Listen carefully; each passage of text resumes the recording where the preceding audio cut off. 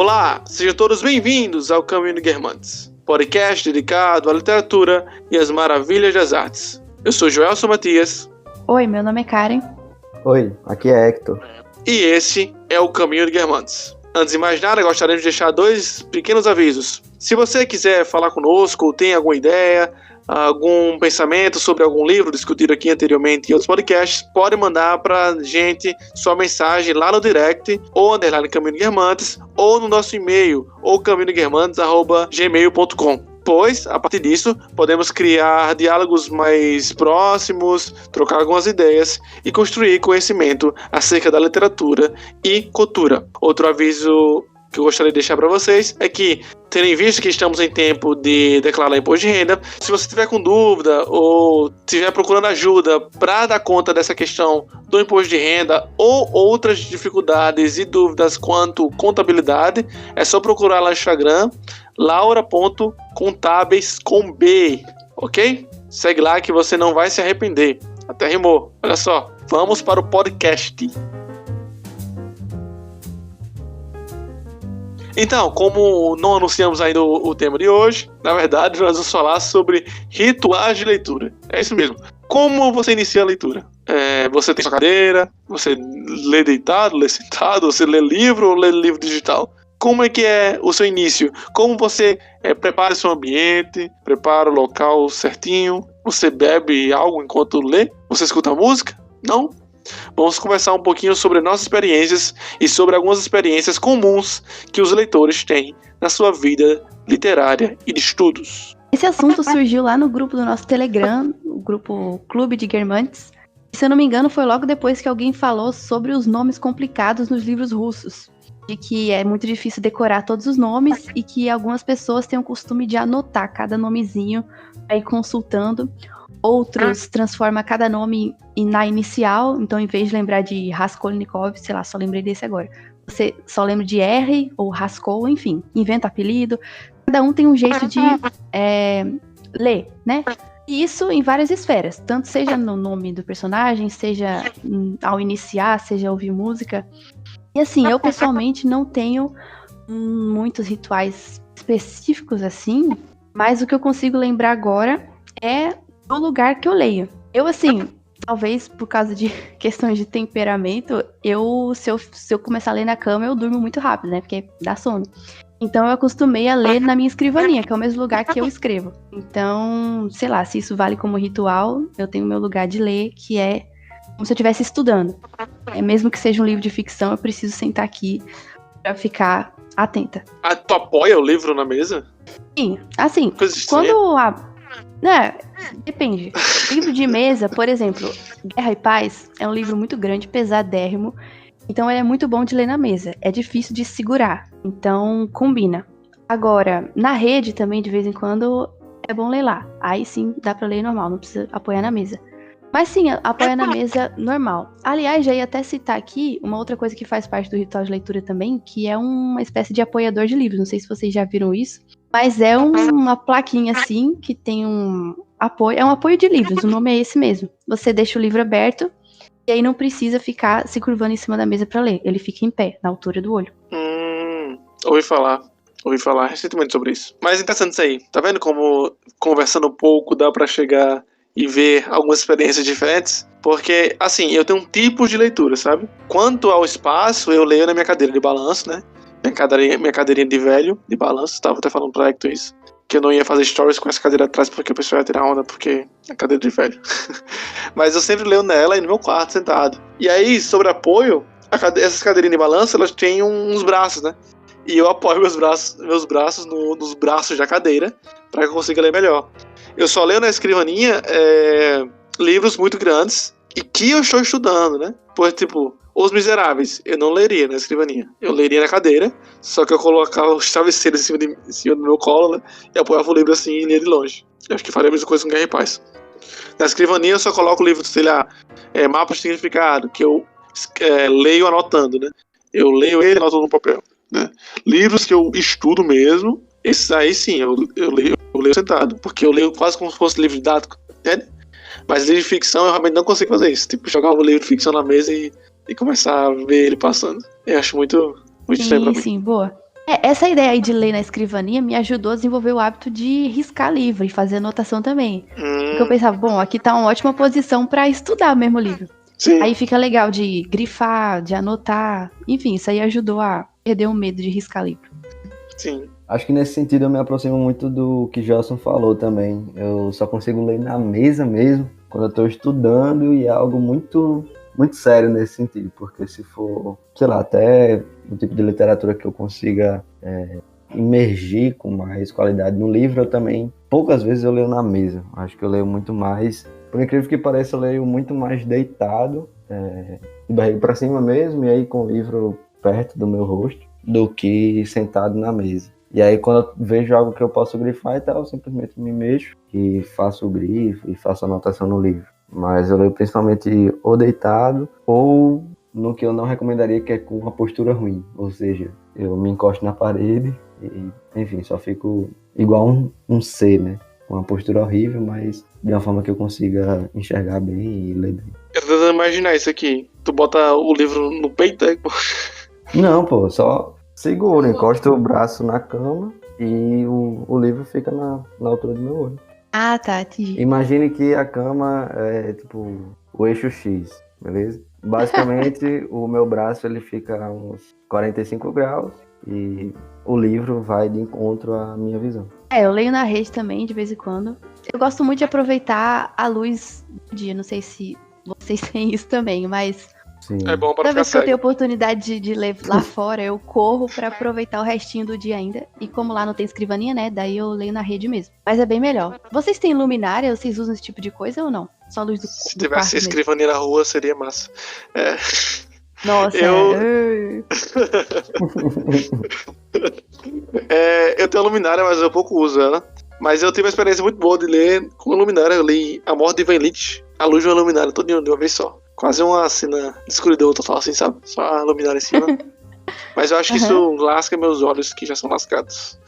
Então eu evito. Essa foi a exata cena que eu terminei o primeiro livro do A Guerra dos Tronos. Exata cena, eu tava só com a luminária ali e tal, tudo escuro. Uhum. Mas no geral eu também leio com a luz natural. Ou quando não é possível, por exemplo, que eu fico trabalhando até mais tarde e tal, aí eu leio com a luz do quarto mesmo.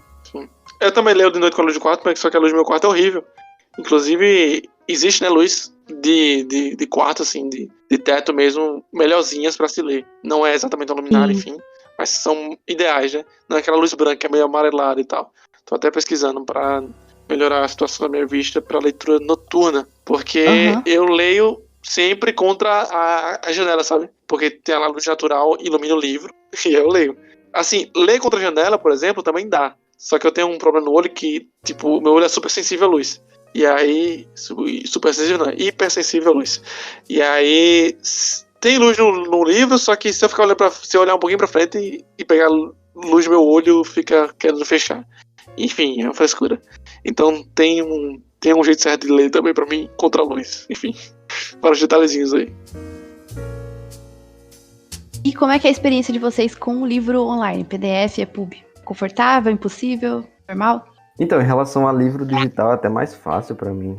Eu acho que em todos os níveis, tanto em relação à iluminação, quanto em relação à postura e metodologia de ritual de leitura, né? Metodologia não é tão preciso. Mas eu acho que principalmente a parte de anotação e grifos funciona muito mais rápido, né? No livro digital. Não sei se para vocês também é assim, mas basicamente eu tento estruturar grifos diferentes, a partir de cores diferentes, e aí toda vez que eu vou pesquisar, eu vejo diretamente pela cor aquilo que eu tô procurando no livro, né? Então facilita bastante. Muito bom, isso é boa. Eu não gosto de PDF, né? Não gosto de PDF. Eu tenho preconceitos sérios contra PDF. Mas aí, por questões de... Tem livro que só existe em PDF, porque tá esgotado. Não tem físico, ou se é físico é muito caro, não tem EPUB, não tem um MOB. Aí eu comecei a me aventurar pelos PDFs no computador. Então, bem raramente eu leio livros, sim, no PDF no computador. Mas, tipo, é a última classe de livros que eu leio. Como, né, questões de orçamento, às vezes fica complicado, né? Pra você não consegue ter todos os seus livros que você quer. Então eu leio EPUB, que é muito melhor. No celular, normalmente eu leio EPUB. Agora, hoje, na verdade, que coincidência aí. Pela primeira vez eu tive a experiência de ler no Kindle, que eu peguei emprestado com minha namorada. E assim, a experiência é muito boa. Muito boa mesmo, assim. Não achei que ia ser tão bom, não. Sei lá, o cara lê muito rápido, enfim. A luz é boa. A fonte também é interessante. Inclusive, fonte é outra coisa, né? Que a gente pode falar aqui. Das preferências de fonte. É claro que não fala exatamente sobre ritual. Mas é uma coisa legal aí. Porque a fonte do Kindle, ela é grande. E ela não é justificada exatamente, né? Acho que dá pra justificar, mas ela não é exatamente justificada. Só que flui muito bem, né? É pequenininha a linha, então você vai lendo e nem percebe. Por exemplo, hoje eu li 25% do livro, 180 páginas. Então eu li umas 45 páginas em 1 hora e pouco. E nem percebi, foi fluindo, a leitura estava boa. E eu acho que isso também tem a ver com a fonte. Então, eu tô achando o Kindle até agora. Achei massa. E aí a leitura com o Kindle eu acho que vai ter outro ritual, né? Tem que me acostumar aí, porque não é a mesma coisa. Tipo, dá pra ficar com a mão só. Só em segurar com a mão só, eu acho que já muda o comportamento durante a leitura. Verdade. Eu nunca me acostumei com o EPUB e Kindle. O Kindle, eu digo, é o aplicativo do Kindle, que eu uso bastante no celular. Porque tem todas as funções de grifos, de tamanho de fonte, tudo. Então eu gosto bastante. Mas nunca me acostumei a ler, porque sempre me pareceu uma distração. Não sei, assim, nunca consegui focar muito bem. Sempre parece estranho. Mas acho que é uma questão de prática, entendeu? Se você se acostumar a ler aquilo e tratar aquilo como uma leitura mesmo, pode diminuir essa questão da distração. Sim, E o PDF, eu comecei a ter uma experiência boa no computador, mas Isso. uma página na metade da tela só. Não sei se vocês já fizeram isso, mas quando você abre um PDF, se você apertar a tecla Windows e a setinha para direita ou para esquerda, a tela se divide em duas. Aí de um lado abro o livro e do outro lado eu abro o Notion, que é o aplicativo que eu uso para fazer anotação. Isso aí principalmente para livros que eu tô estudando, né, que tem coisa para escrever. E aí com a tela dividida assim, o livro PDF fica do tamanho de um livro normal mesmo. Então fica menos estranho, entendeu? Quando você abre um PDF no computador, fica aquela tela gigante, né, com muito espaço na horizontal. E aí parece muito diferente de um livro normal. Parece uma folha A4 assim na horizontal, enfim.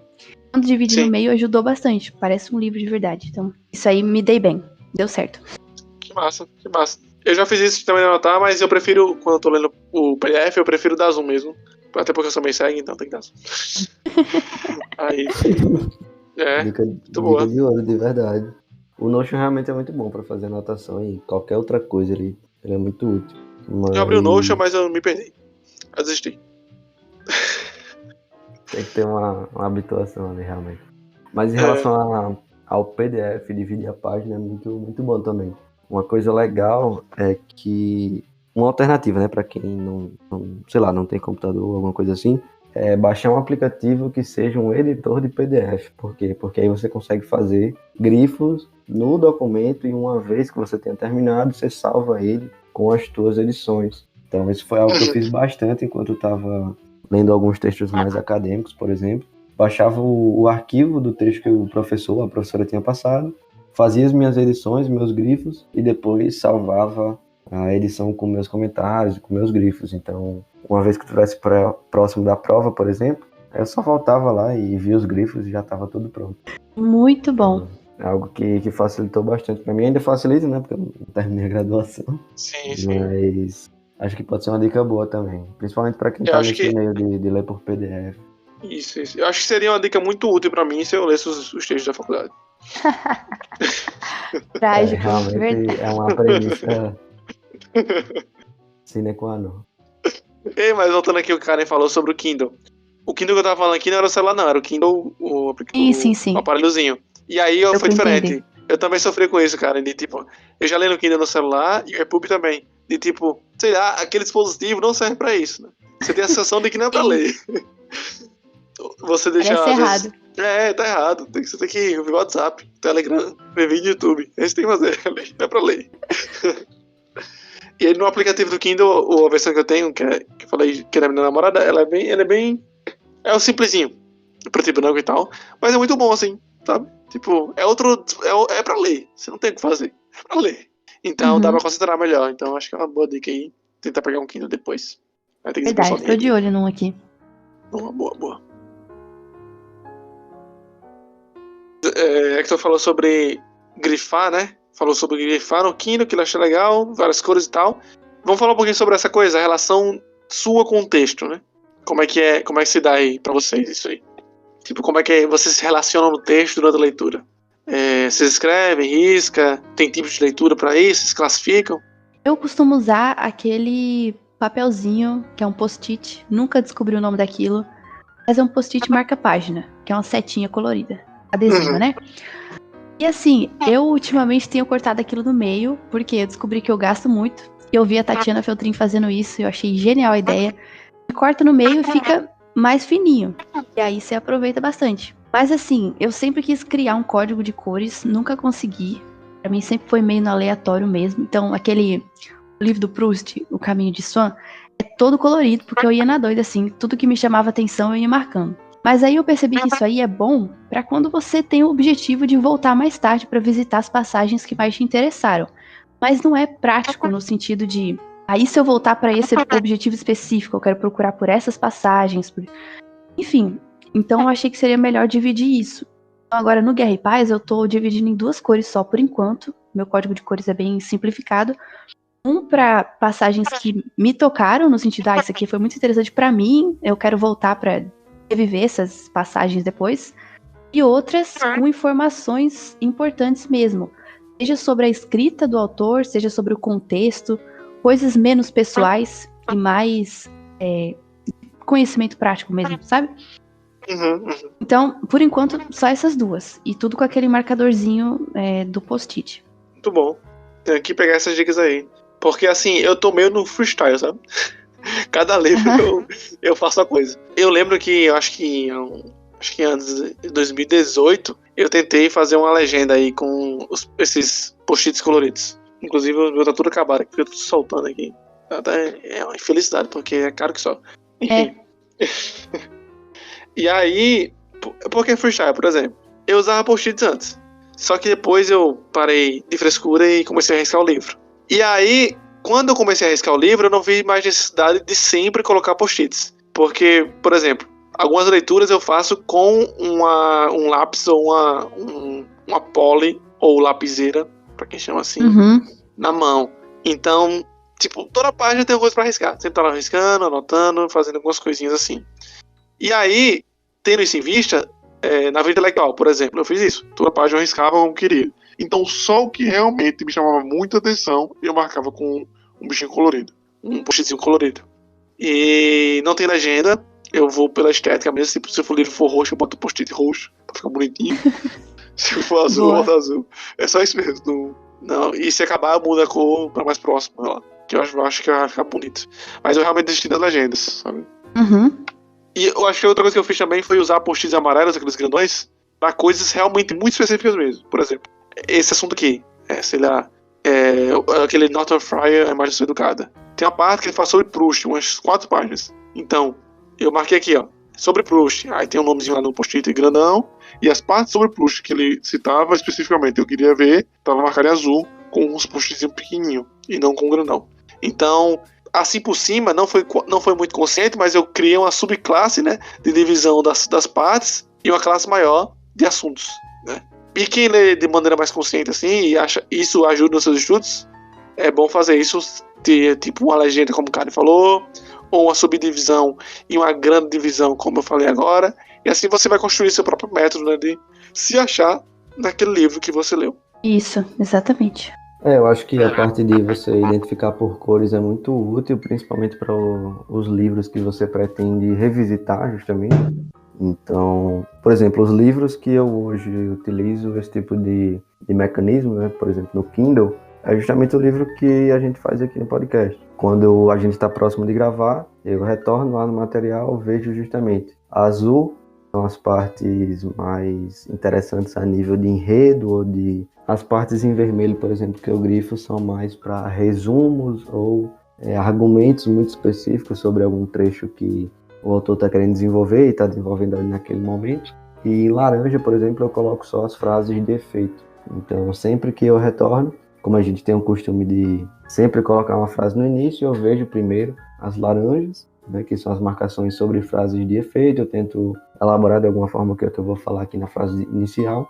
E aí, em relação ao nosso debate, eu vou sempre revendo pontos em vermelho, né, que é justamente o resumo, os principais argumentos que tem durante a leitura. E o azul é mais para quando eu estou revisitando, eu quero lembrar de algo que foi importante para o enredo e que foi por exemplo, um plot twist, eu sempre marco com azul porque eu sei que aquilo faz parte da estrutura da narrativa e assim por diante. Só que eu ainda discordo por uma questão de gosto, é claro, de tu, Hector, desse ponto de que tu acha melhor no Kindle.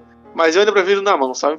Eu gosto de riscar ali. É Não, legal. com certeza. Inclusive, a nível de aprendizado e memória, principalmente, é muito mais interessante você fazer na mão. Só que, por exemplo, quando você está precisando revisitar aquele livro, aquela obra específica, por conta de algum conceito que você viu, que você lembra, você vai precisar utilizar em algum escrito seu, por exemplo. Então, é muito mais complicado você ver página por página, até ver quando que tem aquela marcação que você fez, que você comentou, e assim por diante. Então, é muito mais fácil no livro digital, porém, a nível de aprendizado, realmente eu considero muito melhor fazer no papel. Até porque tem um quesito a mais quando você faz no papel, que é justamente quando você para pensar o que é que você vai registrar no livro físico. Não é só marcar. É muito fácil marcar no livro digital. Isso pode banalizar, de certa forma, o teu ato de marcar um trecho, né?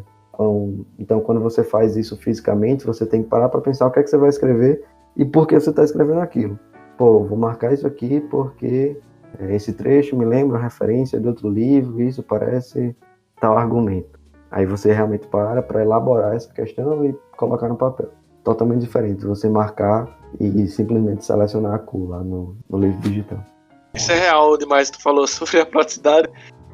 Depois da reunião do nosso último Clube do Livro, falando nisso, quem quiser participar do nosso Clube do Livro, é só entrar lá no nosso Instagram, clica na bio, vai ter o link que vai te direcionar para o grupo do Telegram. Esse mês nós vamos discutir sobre Admirar o Mundo Novo de Aldous Huxley. A gente vai discutir agora na primeira quinta-feira de maio. Se quiser ir lá, só colar. Sim, e aí acabou o Clube do Livro, eu fiquei conversando com o Hector, e aí a gente tava conversando sobre um livro que eu li no EPUB, no celular, que tinha marcações digitais, e daí a gente entrou em outro assunto, sobre a vida intelectual que eu li, né, físico. E aí, como a gente tava conversando sobre o livro digital, eu tava pesquisando as coisas rápido assim, falando, Hector, tem essa parte aqui, ó, tem isso, tal. E aí eu lembrei do assunto que tá no livro físico, e eu fiquei procurando no livro físico, e eu fiquei puto, falei, caralho, por que não tem um negócio aqui pra achar logo aqui, pô? Então nós podemos digitar aqui a frase e achar logo aqui no livro físico. Dá uma preguiça no cara, sabe? Então, eu acho que é bom a gente conciliar os dois pra não ficar preguiçoso. O famoso Ctrl F no PDF, né?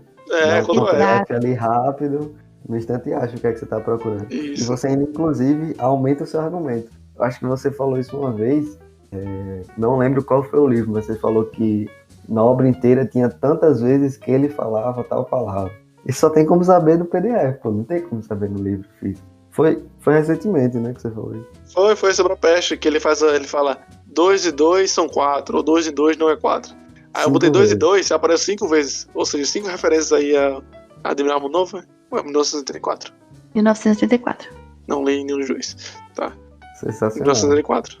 Isso aí só dá pra saber no Isso. livro digital mesmo.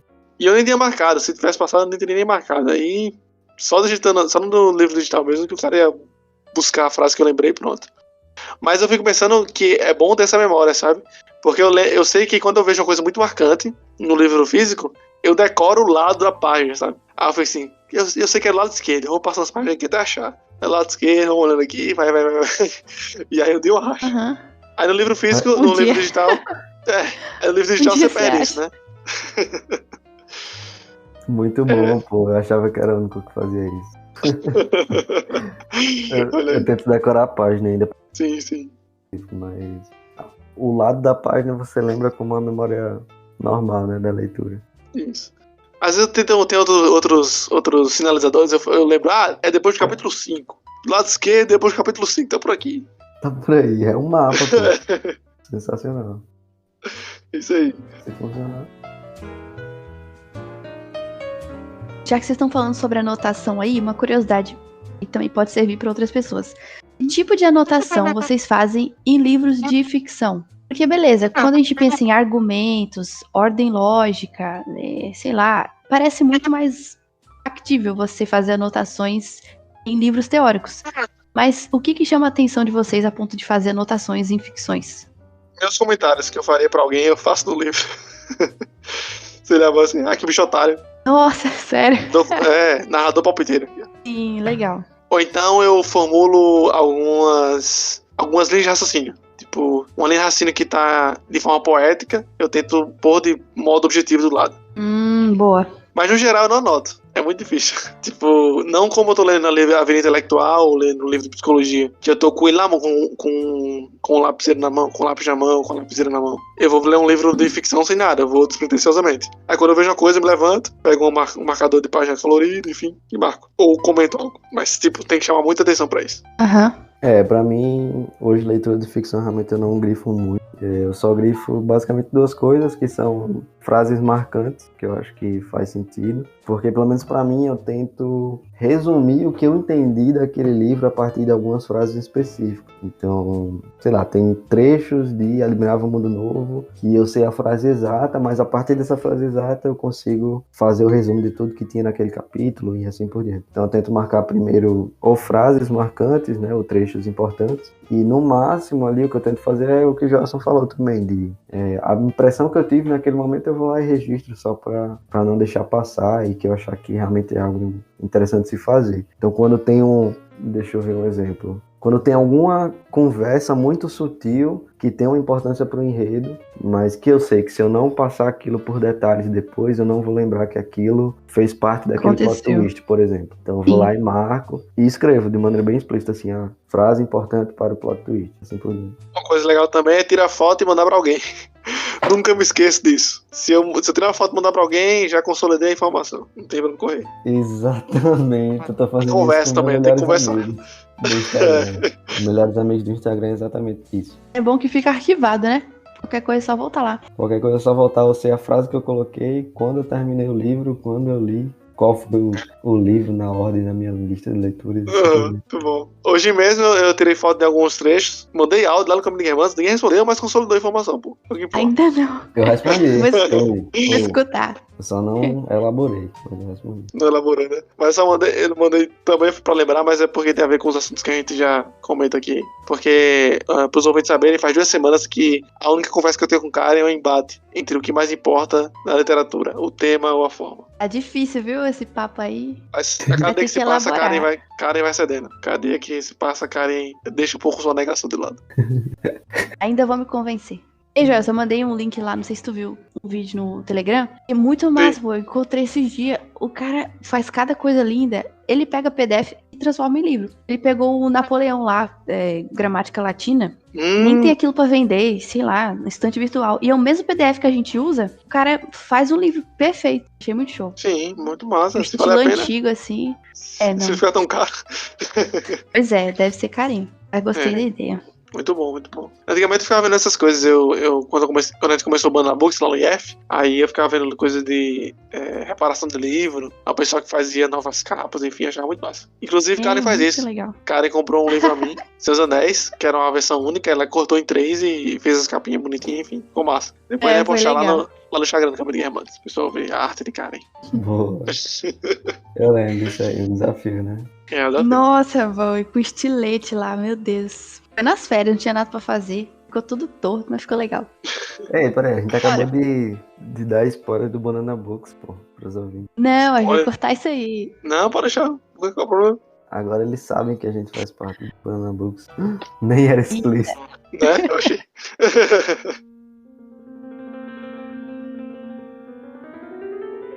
Eu acho que uma pergunta legal pra gente finalizar aqui é sobre o hábito de leitura geral e desse ritual. Como é que vocês leem os livros? Tipo, tem algum critério de ler 2 livros ao mesmo tempo? Ou vai na loucura mesmo? Um livro por vez? Qual o critério aí? Vamos falar sobre esse meta-ritual. Esse ritual de escolher os livros que estão ali e de selecionar quais livros vão acontecer ao mesmo tempo, um de teoria, um de literatura. Como é que vocês organizam esse setor da vida literária de vocês? Essa é muito difícil. Começa aí, cara. Muito difícil. Difícil mesmo e péssimo momento pra fazer essa pergunta, porque tô muito desorganizada nesse sentido já faz uns meses. Mas Reflexão. O que tipo assim, eu tava com o propósito de em 2021, né, como sempre a gente faz metas muito doidas, meu objetivo era ler pelo menos um livro de ficção e um livro de teoria. Inclusive, vocês todos são testemunha que eu falei isso lá no podcast sobre a nossa lista, né, de 2021. Aliás, nem sei como anda, depois eu pergunto pra vocês sobre a lista.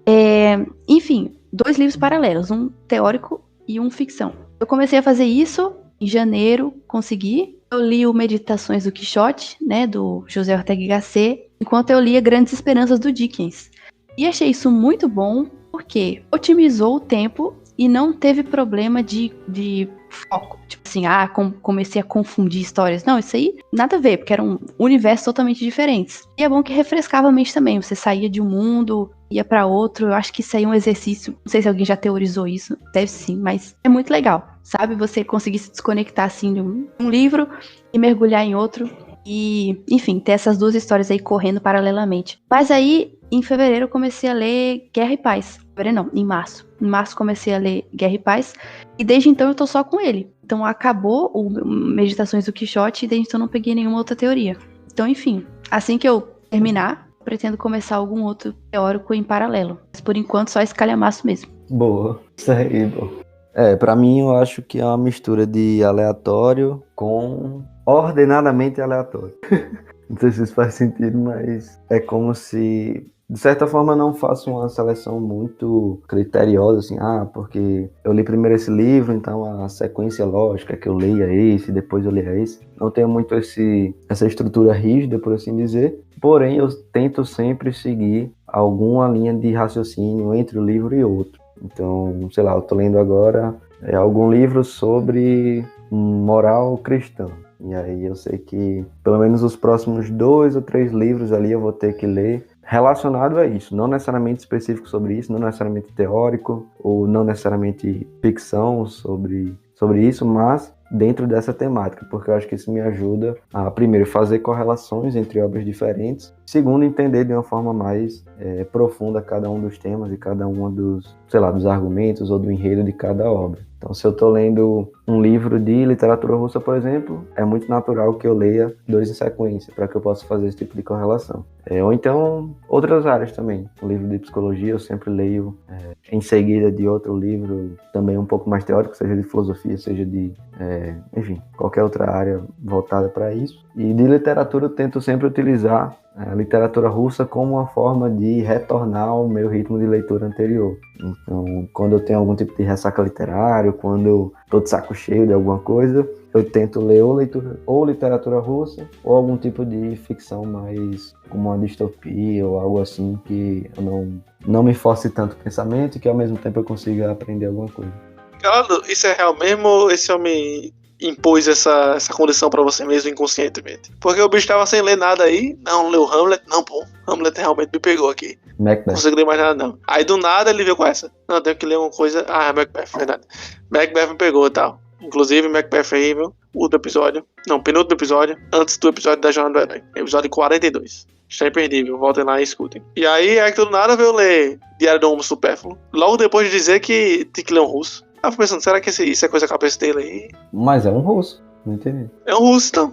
Não, mas a minha dúvida é se esse autoimpôs isso.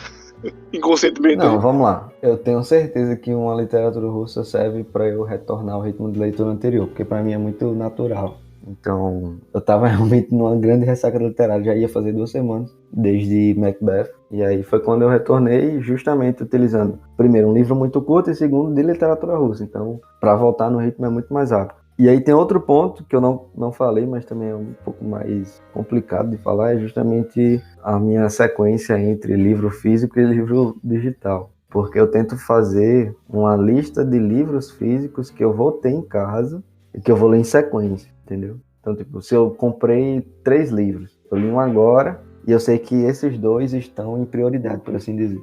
E aí, enquanto isso, eu faço uma leitura no livro digital que não necessariamente é relacionado, então que vai ser um pouco mais de lazer ou algo nesse sentido.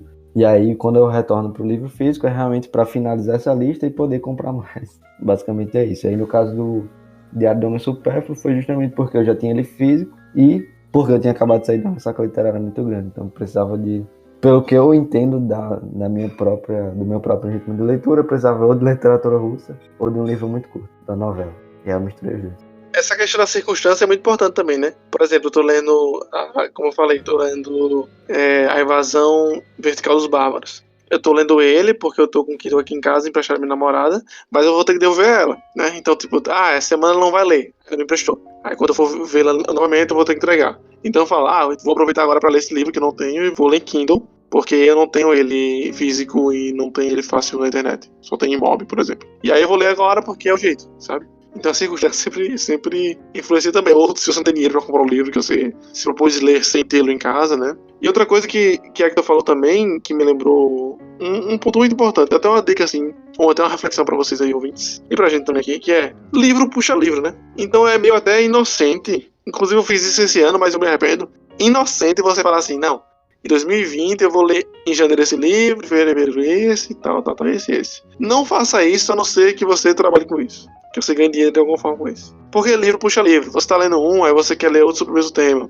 Ou então você lê uma coisa e tu chama a tua atenção a outra coisa. E aí assim vai construindo. E aí que tá a importância também de uma biblioteca, né? Eu tenho minha mini biblioteca aqui. O pessoal que nos segue deve ter visto no Instagram lá, que eu já tirei fotos de todos os ângulos possíveis desses livros aqui. O pessoal deve estar abusado já. E aí é legal ter uma quantidade boa de livro em casa, inclusive livros que você não leu ainda, porque serve também como pesquisa, sabe? Você tá lendo um livro e você pensa, caramba, eu lembro disso aqui de algum canto. Aí você levanta, vai nos seus livrinhos lá, olha, puxa, dá uma folhada, olha do outro canto, olha no livro que você nunca leu ainda. Por exemplo, eu nunca li a Divina Comédia, tá ali esperando. Aí quando eu vejo alguma referência da Divina Comédia, e às vezes tem até o canto certo, né? O canto referência, canto tal, parte tal. Aí eu vou lá na minha edição da Divina Comédia e olho, tal. E aí é possível que durante a leitura, sei lá, de Helena de Machado de Assis, que fala um pouco sobre Divina Comédia, surge em mim a vontade da Divina Comédia, que não tava na minha lista, né? Então aí já fugiu do ordenamento do ano.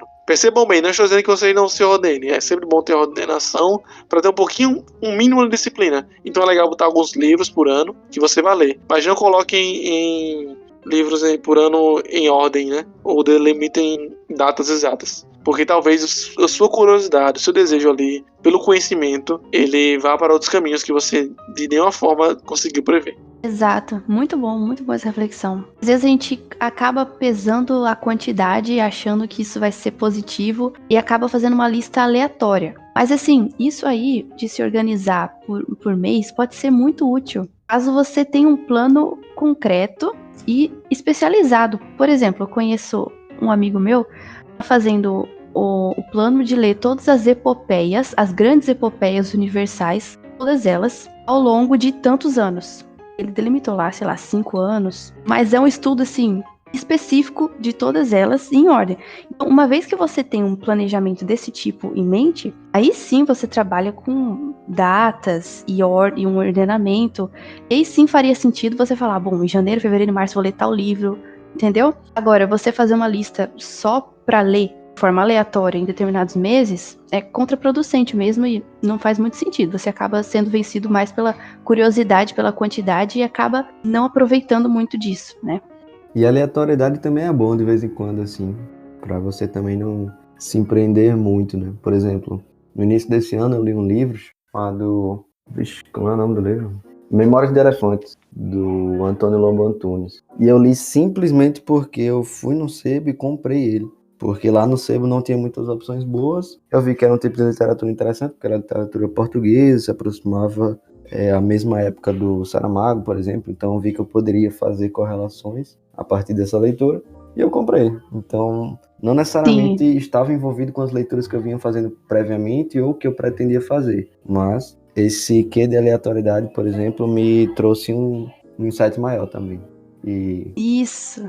E também serve para você sair, né, da zona, assim, de familiaridade. Então, por exemplo, eu falo muito de literatura russa, mas se eu ficar só lendo isso também eu não vou saber de nada. Então, quando você vai para uma literatura francesa, e aí você começa a conhecer algo diferente, aí você vai juntando, né, cada um desses temas e vai construindo uma maturidade literária ainda maior.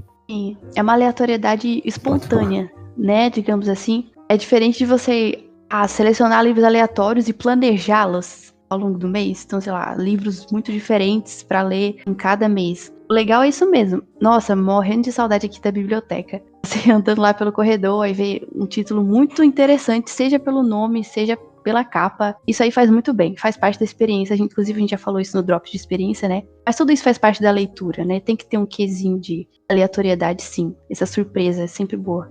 Como diria Rodrigo Gel, a vida já tem muitas regras. Pra que pôr regra também na literatura?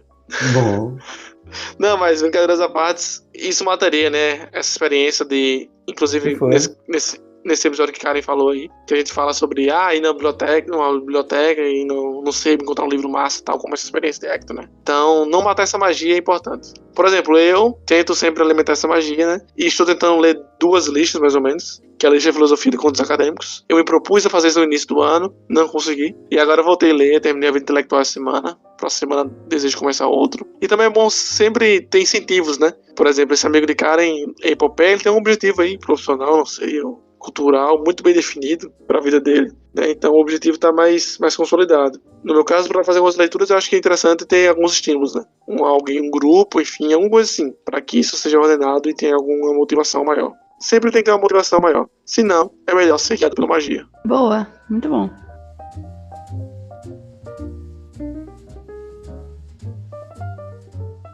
E esse foi mais um episódio do Caminho de Guermantes. Esperamos que você tenha gostado da discussão de hoje e saber sobre alguns de nossos rituais de leitura. E esperamos também que tais falas gerem reflexões sobre os seus rituais, a sua forma de ler e de encarar os livros. Até a próxima semana com mais um tema ou mais um livro e muito mais literatura.